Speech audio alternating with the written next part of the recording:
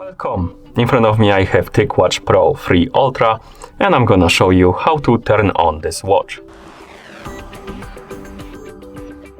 To turn on this watch, simply press and hold the upper button and keep holding it until you see the TicWatch logo on the screen. Once you see the logo, you can release the button and wait until the watch is done booting into a system.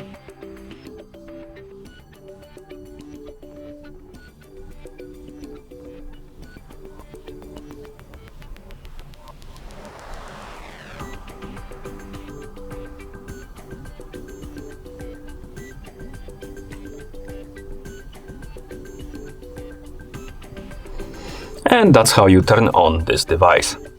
Thank you for watching. If you found this video helpful, please consider subscribing to our channel and leaving a like on the video.